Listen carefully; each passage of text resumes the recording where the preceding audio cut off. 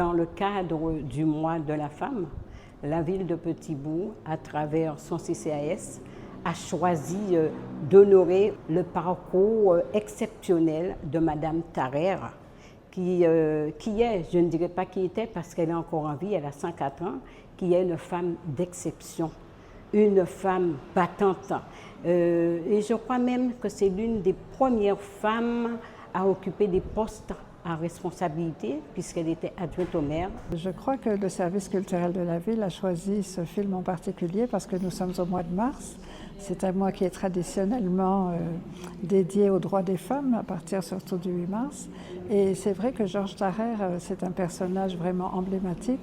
Nous avons été sollicités pour coécrire et réaliser ce film par Anne de Tarragon, qui est elle-même journaliste et auteure, et qui consacrait un livre à Georges Tarrer.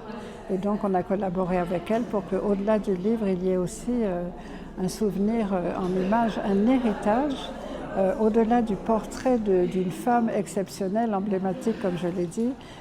C'est aussi 100 ans d'histoire de la Guadeloupe qu'on raconte à travers les yeux de cette femme qui a vraiment tout fait, présidente de l'Union des femmes, au cadre, on va dire, du Parti communiste à l'époque, mais aussi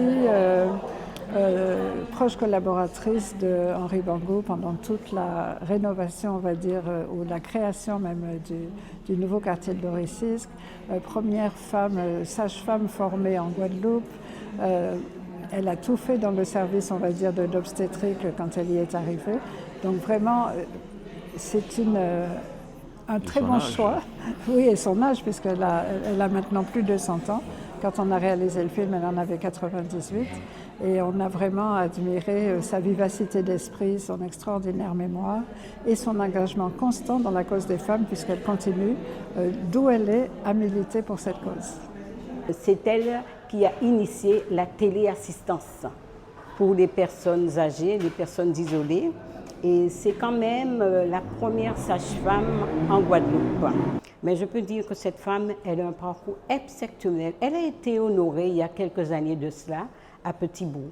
Et aujourd'hui, nous l'honorons encore grandiosement. Et je pense que c'est un très bel exemple pour les jeunes femmes de la Guadeloupe.